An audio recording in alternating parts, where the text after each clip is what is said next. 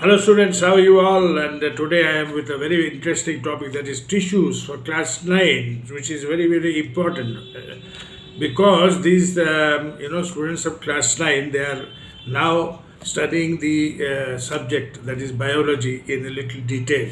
So the cells and tissues are very important, and they are the basis of all the concepts. And the cells you have all studied, I think, and tissues, about tissues also you have to know the concepts very clearly. So tissues are, as you know, are the group of cells for specific purpose, and they are forming the organs, and organs are forming the body system, right? So they are highly organized. If the tissues are not organized, the system cannot be formed. So these life processes will be very difficult to continue.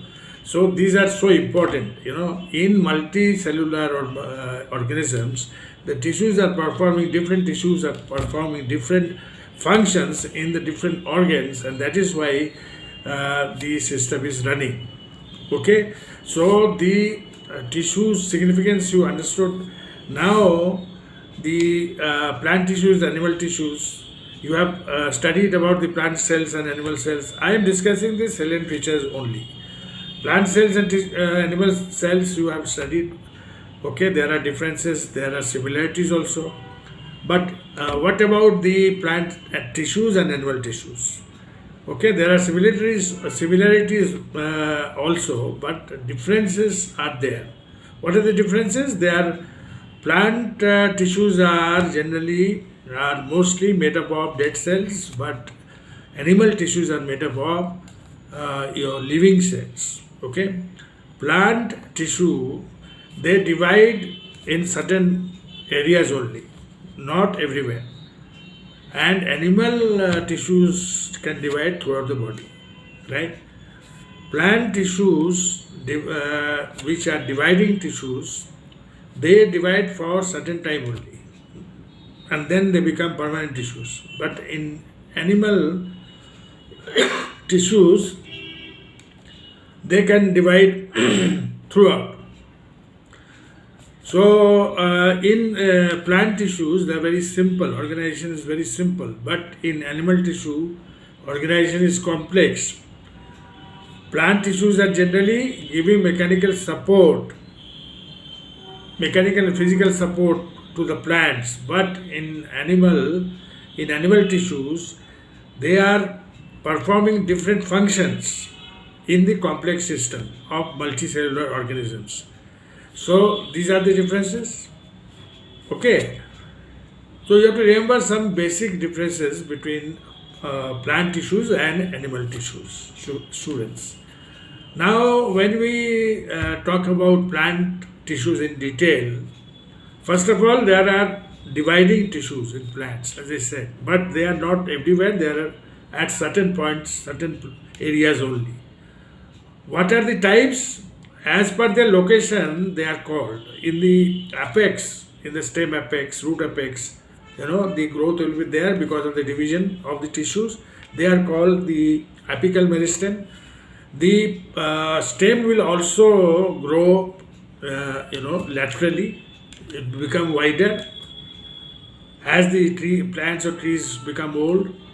So these lateral division is caused by the lateral meristem or cambium, and there is another type which is the between the nodes and internodes, right? So this type is called the intercalary.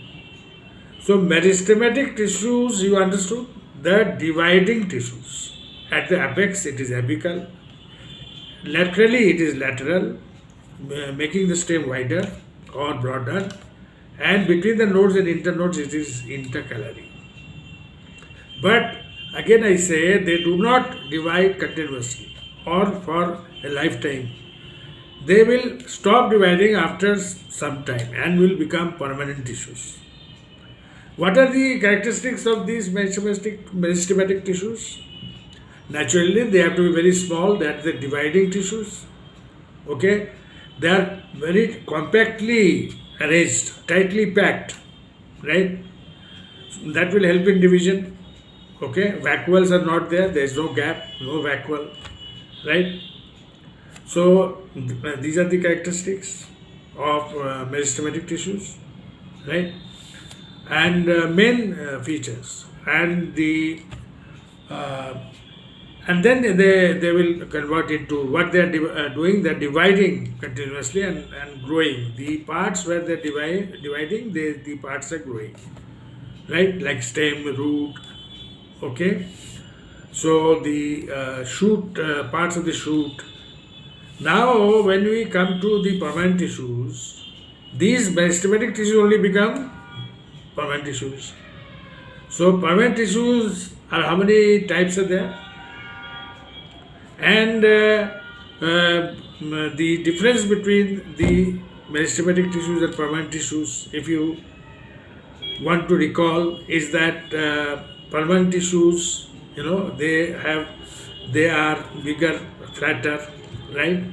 And they are well differentiated. Meristematic tissues are not well differentiated, but these permanent tissues are performing different functions, so they are well differentiated, structure wise also and function wise also. So like this, you have to study about the permanent tissues because they are performing different functions and they are well differentiated, right? So they are not so tightly packed. There is intercellular space, vacuoles are there in the all the plant permanent tissues. The cells are having vacuoles. That is a very prominent feature of plant cell. So you recall that. So this is how these permanent tissues differ from the meristematic tissues. Now, first of all, it is the parenchyma, then it is the collenchyma, then it is the sclerenchyma. Very rhythmic way these tissues have been named, all having chyma. So parenchyma, collenchyma, and the sclerenchyma. Parenchyma means providing food, living cells, and the ground tissue of the plant is parenchyma. All internally also these parenchyma tissues are there. Along with other bundle tissues also parenchyma is there because food storage is important. And these parenchyma are having flat, maybe cells, and intercellular space is there. They are having living cells. Parenchyma is having living cells. Everywhere it is found almost in the plant body. And then the type of parenchyma which is having chlorophyll and can prepare their food, they are called the chlorenchyma. And the type of parenchyma or chlorenchyma in the palisade region of the leaf, they are called the palisade chlorenchyma. Okay, the upper part of the leaf surface. So that is palisade chlorenchyma. And there is another type of parenchyma which is found in the aquatic plants. They are the erenchyma because in the tissues the cells are having air cavities so that they can float on the water efficiently. So that is why they are called the erenchyma. So parenchyma, you understood? Flat, they can be big cells, okay, and cuboidal cells can also be there, and they are having intercellular space, they are having vacuoles, they are having nucleus, prominent nucleus, and cell wall is also there. Cell wall is thin, okay, and cytoplasm is there because cytoplasm is the living matter. Actually, protoplasm inside the cell is cytoplasm. So protoplasm is the living matter, right? All the living processes are taking place there. So this is the made up of living cells. So cytoplasm is there, okay. Thin cell wall is there. So this is all about parenchyma tissues. Okay. Now we come to another type of permanent tissue, simple permanent tissue. These are all simple permanent tissues. Permanent tissues are also of two types. Very interesting, no? Simple permanent tissue and complex permanent tissue. Simple permanent tissue is parenchyma, as I said, and then we come to collenchyma. Collenchyma, if you bend some part of the plant from the shoot region, if you just touch a branch and put it a little down or bend it a little down and when you leave it, it will go back to its original position. Why? Because it is having collenchyma tissues.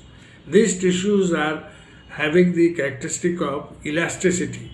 They are providing elasticity to these plant parts. And how this elasticity is possible? Because their cell wall is thicker at the corners.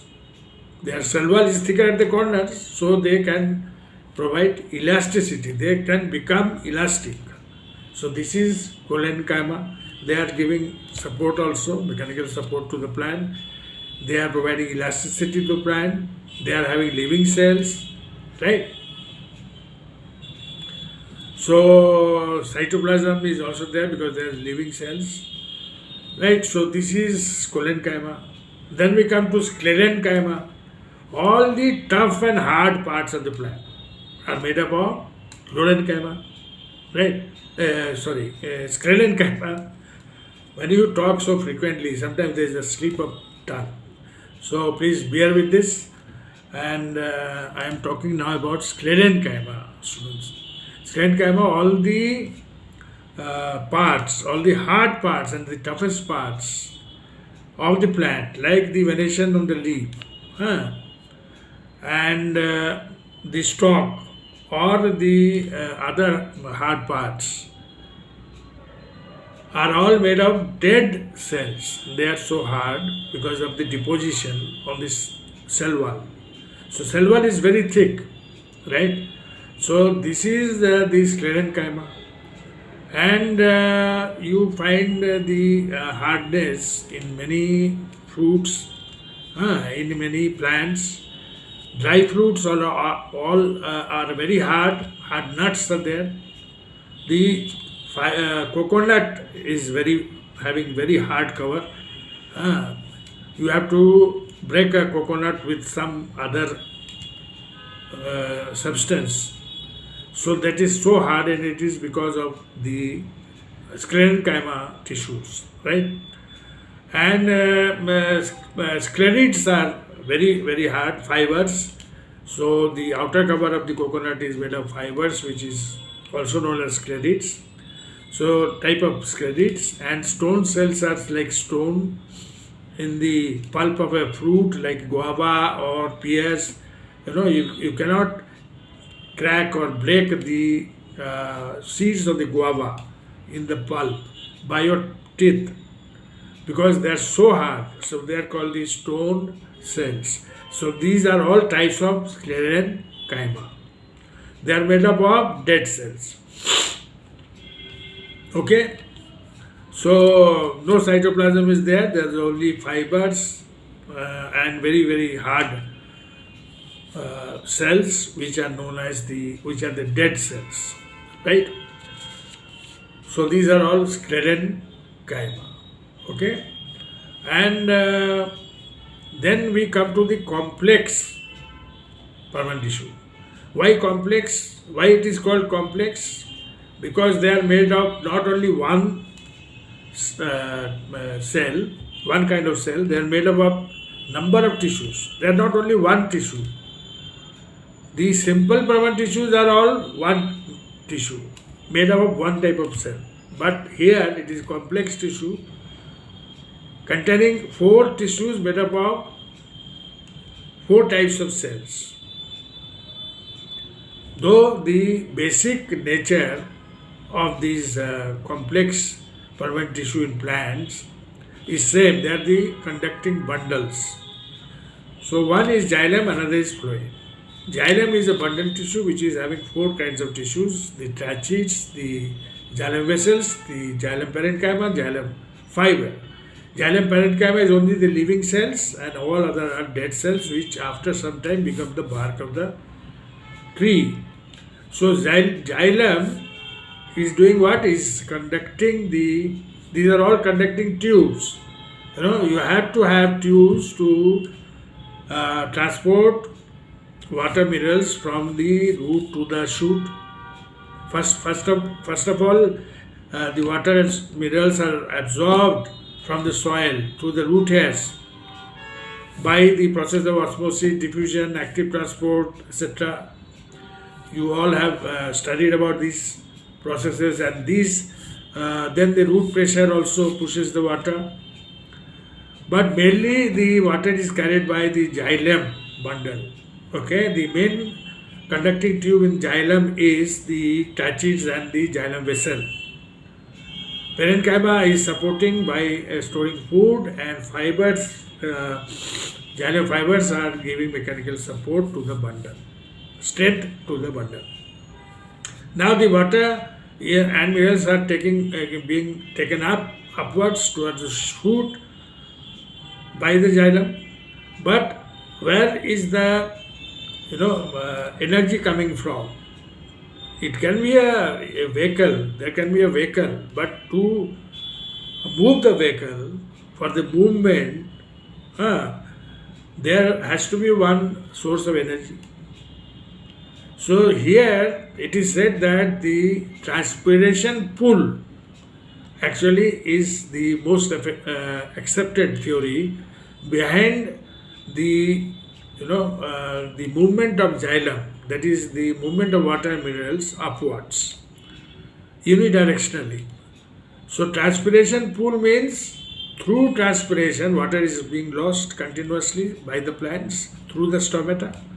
So there is a vacuum created in the stem. So water column is there, and then the transpiration is taking place, then again there is a vacuum created, and this creates a suction force which pulls the water minerals in the xylem upwards. So this is the most accepted theory as far as the movement of water minerals is taking place upwards in the xylem, right? Another theory is there of the root pressure, but it is not effective in the case of very tall trees. It can be effective only in short plants where water is being and minerals is being pushed by the root pressure, by the pressure generated by the cell to cell diffusion of water minerals, and that creates a root pressure which can be effective in very small or short plants, right? So this is about xylem. You have to remember the basic points. And the phloem is also a vascular bundle tissue, complex permanent tissue, because it is also not made of only one tissue, it is also having 4 tissues. The sieve tubes, the companion cells, the phloem parenchyma and phloem fiber. Except phloem fiber, all are living cells in this bundle tissue. So phloem is doing what? It is translocating the prepared food from the leaves to other parts of the plant. So translocation means transporting a substance from one place to another. Here the substance is food. So it is translocating the food from from leaves to other parts of the plant bidirectionally. That means upwards and downwards also. Unlike xylem, which is unidirectional, right? So phloem is getting energy from where? Xylem we discussed the transpiration pool, but phloem is getting the energy from ATP, okay, and then the starch or the glucose which is prepared in the liquid form is translocated from the leaves to other parts of the plant. So this is the phloem, and all are living cells in phloem except the phloem fiber. Here also phloem parenchyma is providing food, storing food, and fibers are providing mechanical strength. So the conducting tissue, main conducting tissue here is the sieve tubes. In xylem, the main conducting tubes were the sieve tubes and the xylem vessels. Here in the phloem, the case of phloem, the main conducting tube is the sieve tube, which is connected. The sieve tubes are connected by the sieve plates, and the other tissues, the companion cells, the phloem parenchyma, phloem fiber, they are all supporting these sieve tubes, okay, for the translocation of food. So students, I think you should remember these basic important points in the topic tissues, and here I have discussed about the plant tissues only. And in addition to all these, there can be another tissues, protective tissues in plants like epidermis, where the uppermost layer is the cuticle, is having pores, right? There are some pores in the stem also, which is called the lenticels, and the gaseous exchange can take place through the stem also, okay? So there are some other specialized tissues, protective tissues, but the main points I had discussed about plant tissues that you have to remember. Okay, you see the diagrams in your books, you will find the diagrams of specific tissues, and try to remember them, try to draw them, and try to remember the labelings. Okay, now in the next video I will discuss about the animal tissues. So I think this will help you in your studies, in your understanding of tissues. Anything you want to know for further clarification, please let me know. Okay, you are always welcome. I am always there. And if you like my videos, please subscribe to my channel. Okay, thank you very much. God bless you all.